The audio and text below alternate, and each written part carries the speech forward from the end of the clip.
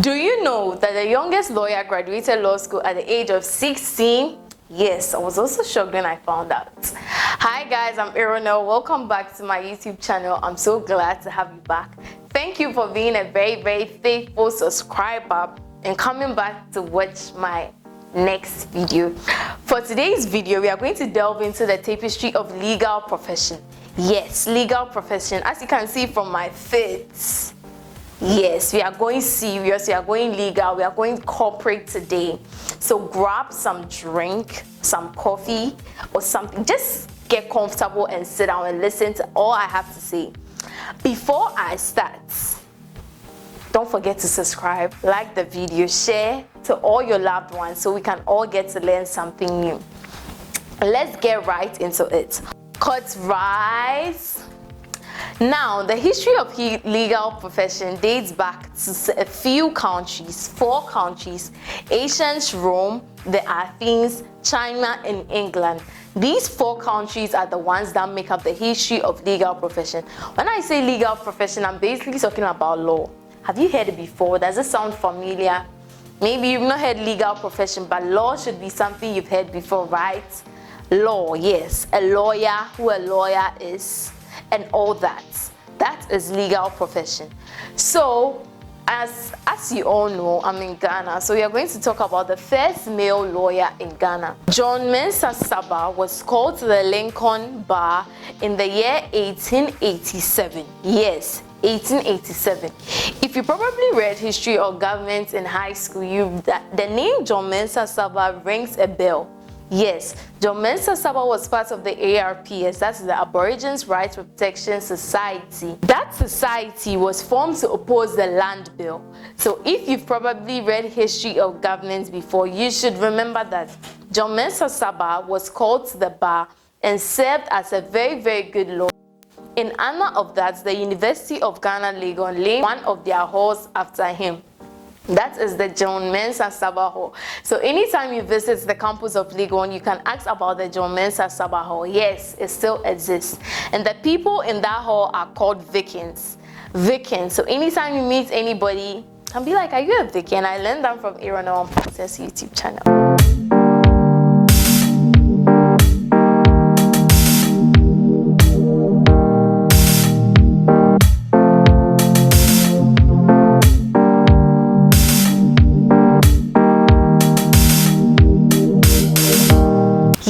Women too are also recognized in the legal field.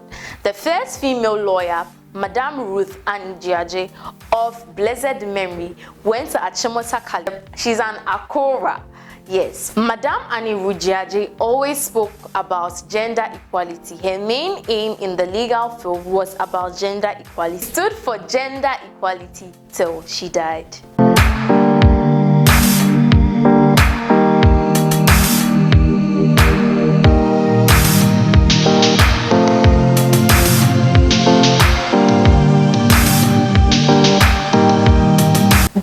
Bologna in Italy. Let me give you a little information about it.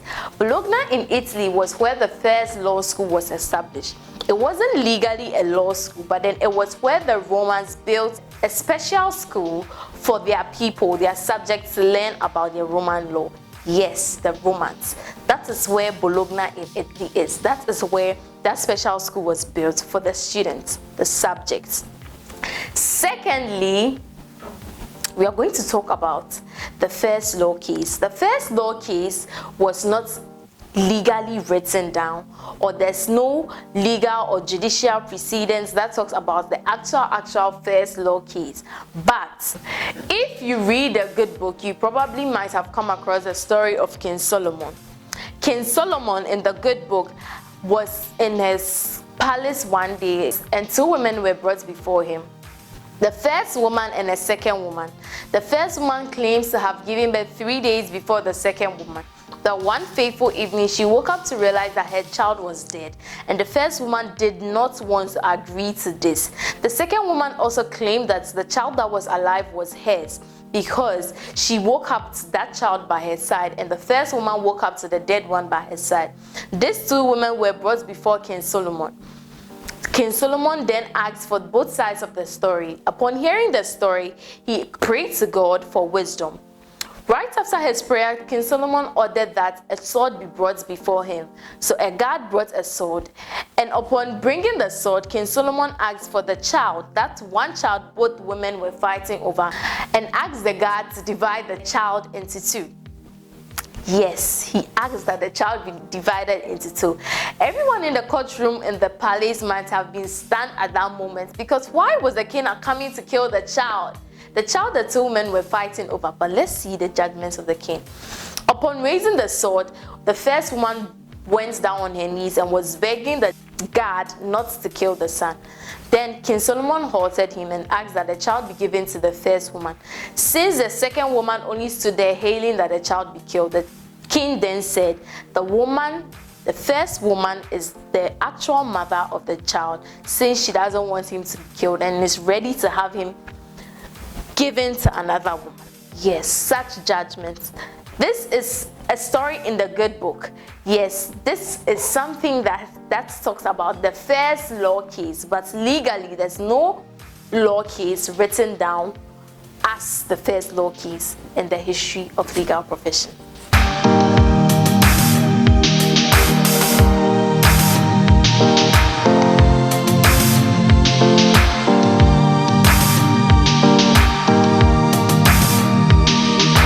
Interestingly, in December 1958, the Ghana School of Law was opened at Makola in Accra. Makola. If you are from the Ga tribe, Makola should ring a bell. Yes, Makola. Makola is a word that means I have come to fetch fire. Yes, I know you never thought of it. I also didn't. Yes, Makola actually means I have come to fetch fire. So that is where the first law school in Ghana is situated currently, and this law school was opened in December 1958.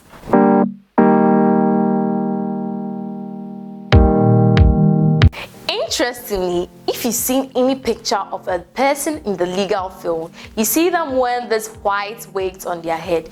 Yes, you might have asked, what is that? Don't worry, that's why you are at the right channel at the right time. I'm here to give you every single detail you need about that beautiful wig the lawyers put on. First of all, that wig is called a bench wig. A bench wig. The wig is made out of 100% horsehair, and it's mostly worn by lawyers to show recognition and professionalism. So if you're not a lawyer, if you've not studied law, you can't put on that wig.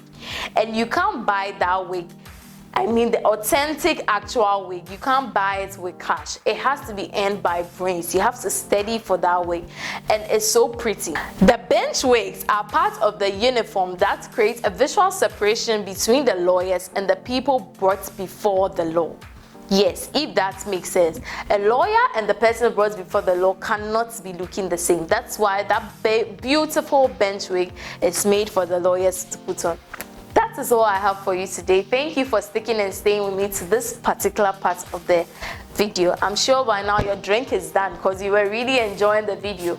Unless, of course, you forgot about it because you really had some good stuff. Thank you so much for watching my video, and don't forget to subscribe, hit that notification bell, and share the video to all your friends. See you in my next video. Bye.